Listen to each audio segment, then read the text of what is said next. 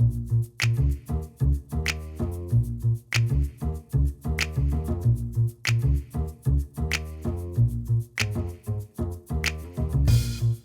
sure to catch the new podcast, Unfiltered with Bob Z. If you prefer your information unfiltered, then you don't want to miss this podcast. Unfiltered is keeping the community informed. Hello, everybody, and welcome back to another edition of Unfiltered with Bob Z. I'm your host, Bob Z, and this is the podcast where we promise to keep it unfiltered. We're going to give it to you just like we get it. Today we are fortunate to have as our guest today we have Mr. James Boyd, who is the president of the Portsmouth NAACP. I'd like to welcome you to the show. I appreciate it, bro. I appreciate it for being on and looking forward to the dialogue. Yeah, I've been trying to hunt this guy down, to try to, I really been observing and watching the things that he's been doing in the community. So I'm like, man, I gotta get up with Mr. Boyd, man. Appreciate you. And he's been more than accommodating. We just have to find the time to link up. So some of the questions I had a lot of questions, but I guess the first question right off the top is that, in this era, we call it, people call it the New Awakening. Personally, I kind of look at it like a second renaissance of the Civil Rights era. Mm-hmm.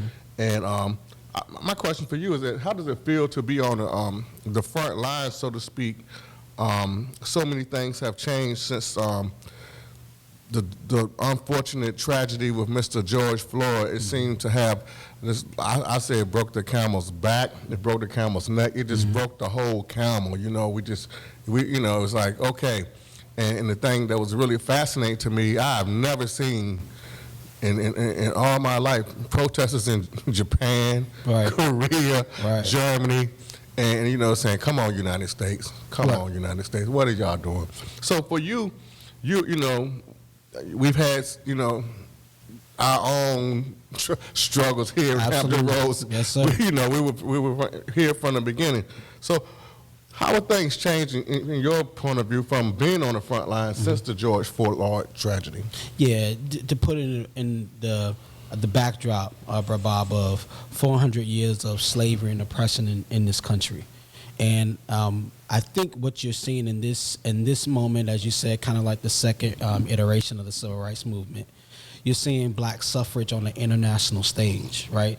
It's almost like the, Dr. King and the movement wanted the world to see how America's greatest sin towards us as a people.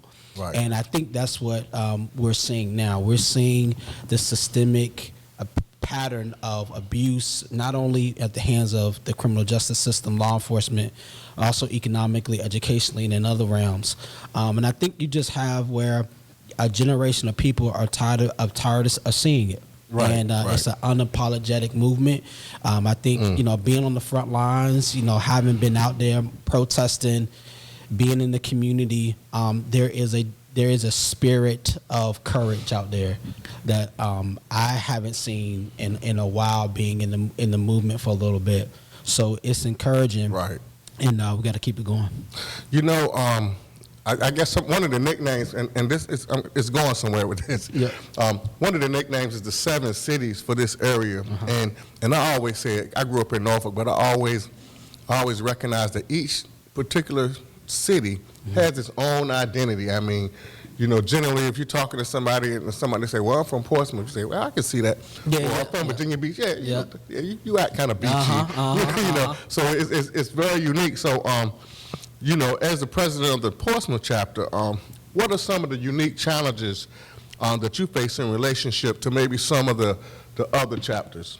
Yeah, I think so. Portsmouth, the demographic is majority black. It's a majority black city. It's the only one, right? The only one actually. You're right. In the 7 cities, but it has a deep system of tradition in it, right? And we always call Portsmouth like the smallest big city around. It's small enough where everybody knows each other, but big enough to where you can kind of form your own identity as well. But there's deep systems of bigotry and racism in it as well. So I think the challenge that we have in Portsmouth is we are trying to form an identity, right? You see a lot of things happening in some certain cases in Portsmouth, but I've always said to the leadership of the city, we can have an identity, but what is that identity going to be now going forward? Is it going to be diverse and inclusive? Is it going to be equitable and fair?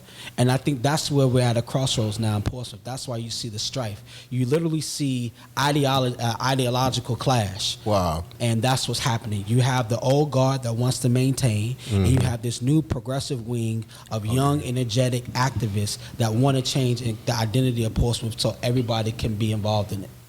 You know, and I agree with you 100%. I remember just probably the last couple of years where I started saying, well, it's right across the water. You know, and, you know, I started really going over to some of the political activities. I remember when Don Scott was running and different political activities, I said, well, wow.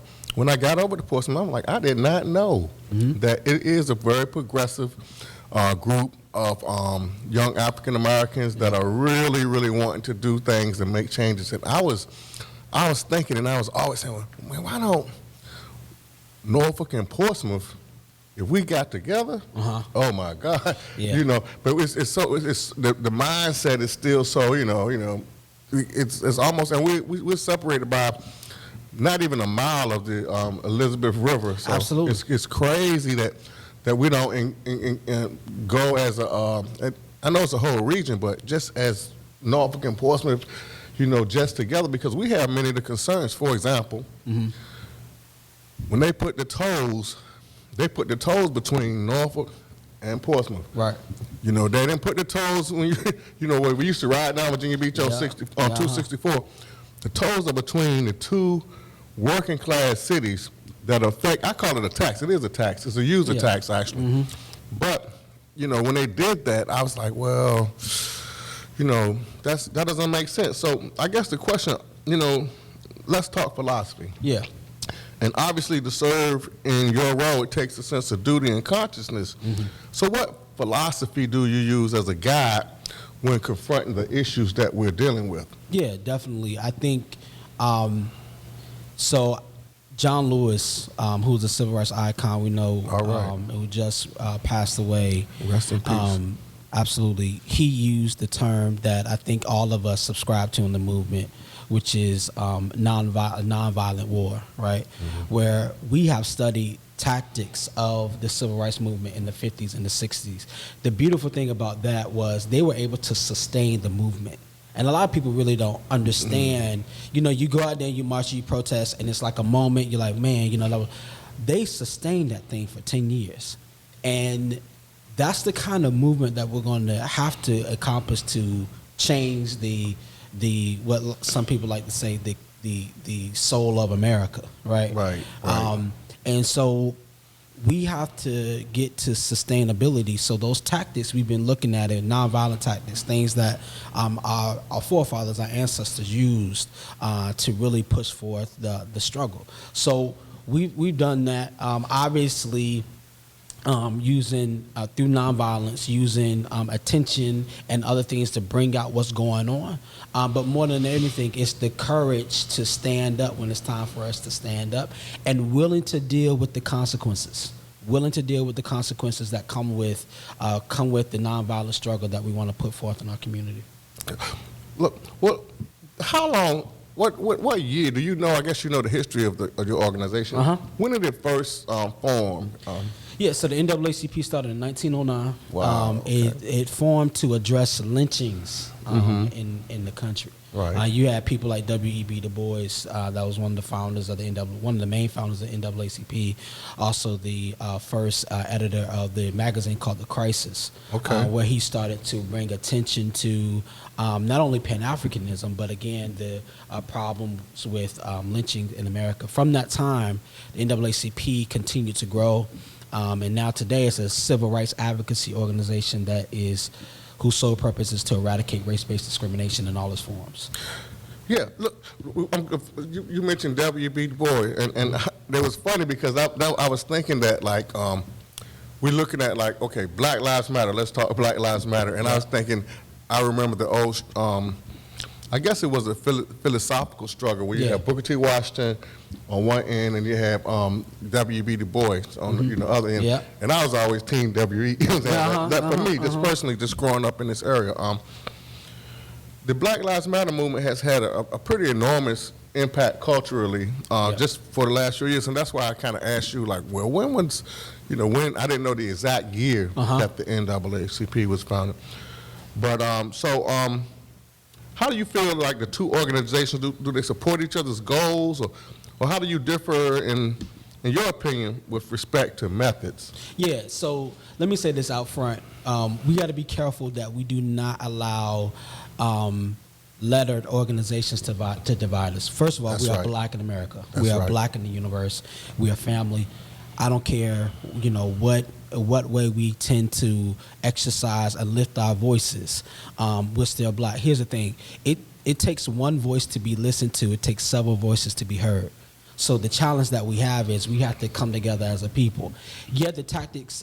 So the NAACP has had tactical organizational things that we've executed for years, right? And that's still the case, right? Looking at policy, how we activate, and we also do like what we call direct action, marches, protests, etc. And Black Lives Matter has the same similar tactics.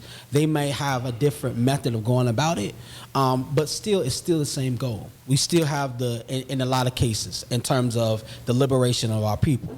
Now, there's some organizational things, values that the organization Black Lives Matter has. Now, remember, there's the outward expression that Black Lives Matter, right? Which is just a black expression in America, internationally, as well.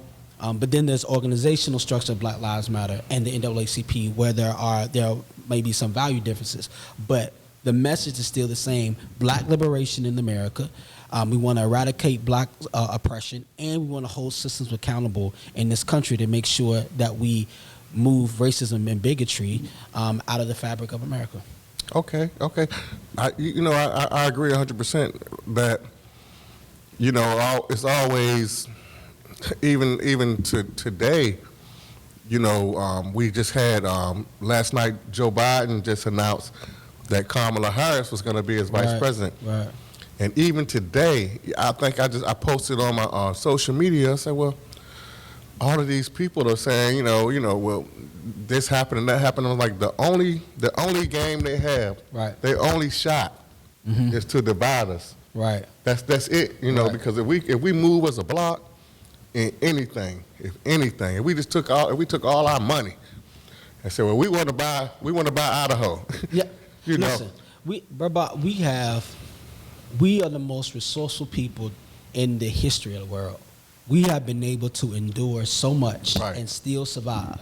If you think about the black experience, the human experience that we have endured, from slavery to Jim Crow to even instances now where we still yet survive, we can pull things together, and that's the message that we want to put out in our community in Portsmouth. Like, here's the thing: we don't have to be defined by what society tells us we should be. We can come together and rally around each other. Yes, we have differences. That's fine. We're going to continue to have differences. Exactly. But at the end of the day, there's certain things, there's certain commonalities that we have that we should not ever be divided on, right? And that's the thing that we got to be careful. We got to be careful about the political party system trying to divide us. We got to be careful about certain factions trying to divide us in the black community. And that's why with our branch particularly, I made it very clear that I don't care, what your philosophical issue is. You should be able to stand up and advocate for the liberation of our people, period, to end racism. So that's the kind of atmosphere we got to have, especially now, and politically we got to have it. Right, indeed. That's how. Register to vote. Register to vote, and vote. And vote, right? Register and vote. I think that's consciously. That may be our Achilles heel, that division piece. I mean, I guess they used to call it crabs in the barrel or whatever, phrase you want to attach to it, but it's basically just divide and conquer. Right. Because. If we ever do anything and just move as a people, and I always said that about, let's say, voting, and it was like, well, I remember in the 1964 when the Civil Rights Act, came about. It's actually 65, I think, when it was signed. But 1964, that's when the Republicans, we moved from the Republican Party because the Republican Party, most of us were in the Republican Party as a bloc. I mean, I think it was. I think they said that after that 40% voted, Republican or something like that. But when the Republicans failed to support the civil rights legislation, that's when we became Democrats. And I was just thinking, speaking of what we're talking about, moving as a bloc. Hey, if the Democrats mess up, we'll move again. You know what I mean? I mean, here's the thing. I would say it started even back to where Roosevelt, when he started during the Depression, when he started putting in the New Deal, social programs. I think we started to shift even then. Right. And here's the thing. So you would have to where a lot of things that, that we are advocates for may lie in the party, but it doesn't mean in the Democratic Party, it doesn't mean that we don't hold that party accountable. Right. It doesn't mean that and that's what we got to really start to understand is we have to be issue-based voters. Hey, at the end of the day, yes, we want to be a part of it, but the question is, does the party want us? See, and that's how we got to flip it. Right. Hey, if you want us to be a part of it, you have to be inclusive. No longer is this, and this is the beauty about the moment now, Bob. No longer is it this atmosphere of I'm voting Democrat just because. Right. Now you have to show and prove, and you have to say, hey, how am I going to address the serious disparities in this country? What kind of appropriation bills am I going to put up to make sure that we start to get financial resources flowing, particularly in the black community? Something I addressed with Senator Warner when he had a roundtable the other day, which he had some great ideas about. Using some of the Federal Reserve processes to help to flow monies into banks to go directly to the black community. We have to start making sure and holding them accountable to that. And when we start doing that, what's going to happen is you're going to start seeing certain things start to be addressed. And not only do we got to go out there, register to vote, and like you said, consciously vote. After that, we got to hold them accountable. Got to hold them accountable, and that's the whole piece is that. You could say anything about. I mean, every ethnic group they have, their issues. Right. But for the most part, we're not gonna vote against our self-interest. I mean, because I see that a lot when you take let's say people out in rural areas and people out in like the coal mine areas and will actually vote to take money out of their pockets and food off their tables because the party that they vote for, and you know who you are, they don't support people who are working class and coming up. It's just the policies just don't fit. So we're gonna move on. But recently, you and your vice president, I saw that and I was like, whoa, man, they mess with my dude. Like, this, it's like they were arrested by the Portsmouth police and dealing with the Confederate, but, what did they charge you with, and how's the case looking now? So they ended up charging us with trespassing on the Confederate Monument. That was the charge. We were taken downtown, cuffed, shackled for about between 30 to 45 minutes, close to an hour. For what they say was trespassing. Now, let me go back to this because to get the backdrop. Okay, give me the backdrop. So we have been advocating for the removal of the monument now. I mean, I know the branch has been advocated for years, but when I became president, we started in 2015 and had a big press conference after some city leaders, the former mayor, Kenny Wright, and Dr. Mark Whitaker, who was on council at the time, was pushing for this agenda on council to have it removed. We went out there to support it and to advocate for it to be removed. We did in 2015. After Charlottesville, we did it again in 2017 when the current mayor, John Rowe, came out and said, I'm for it being removed. I'm going to put for it being removed. I have the votes on council for it to be removed. Had a press conference then. It was supposed to be removed then because the census on council was majority. We want to get it moved, right? We want to move it out of Times Square. Right. But they, through maneuvering tactics, through this delay tactics, which is what racism does and bigotry does, they use these tactics in the court. They went through all these maneuvers and saying, oh, well, we don't own it, we can't remove it, blah, blah, blah, blah. We fast forward to 2020. George Floyd happens. So you got all these situations going on in George Floyd, but I can name William Chapman. Aubrey, I can go Breonna, down the list there, but even in our city, what we've seen, Mm-hmm. I can name the list of names. So we go to the monument and advocate for the removal again. Now, council says they're going to bring it up. They're going to talk about it. They have a council meeting. They did the delay tactic again. So that night before we were arrested, we went out there to the monument to protest. And the rules said that you have the right to cover the monument, not to face it. Right. So we went out there the night before and put covers over it. This was late Tuesday night, about 11, and we were there till about 3 o'clock in the morning. The covers over it. The police chief then and the city attorney said, hey, it's good as long as you don't, it's lawful as long as you don't deface the monument. Cool.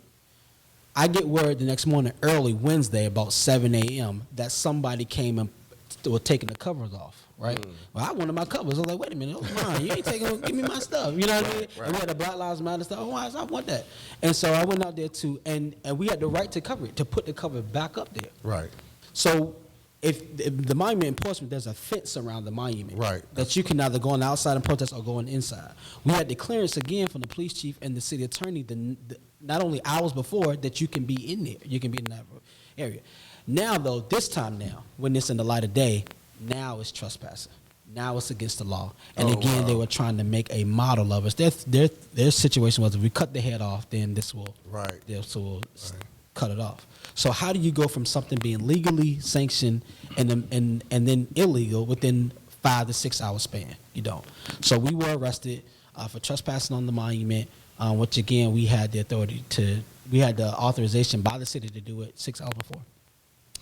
When I saw it, I was like, wait, you know, because it was chaos. I mean, a lot of times. I mean, and I understand, with the emotions and the people. I mean, it's I've always, even with the monument that sits right outside this building was removed. Yeah. But and people would challenge me on this, and I say, well, look, I don't care how many monuments, they can remove all the monuments in this whole country, but until you remove the monuments in your mind, take away the Confederate monuments that's in your mind, then you're gonna still be subject to to that same kind of mental slavery that's gonna tie you down. Absolutely.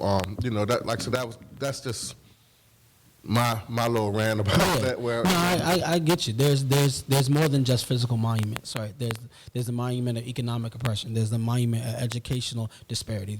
There's several monuments that we have to tear down, but certainly we want the physical manifestation of racism and bigotry to become down, because it makes a statement. And real quick, Reagan, even if you go to a conservative Republican, Ronald Reagan went to Berlin and said, knock down this wall, so that it could be a healing. Well, we're saying the same thing. Listen, take down these symbols of oppression so that we can get to some semblance of equity and fairness in our communities, and we don't have to continuously look at this oppressive, racist and bigoted symbol, because that's not the kind of symbol that we want in the city, unless you want it.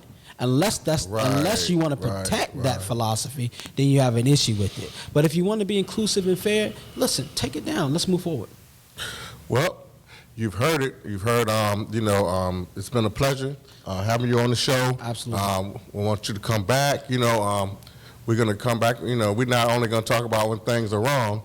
I want you to come back when things are better, and we continue to make progress. Absolutely. Because we're not going to stop until we do. So it's a nonstop. Thank you very much, Mr. Boyd, President of the Portsmouth chapter of the NAACP. Thank you very much. Thanks, man. And have a great day.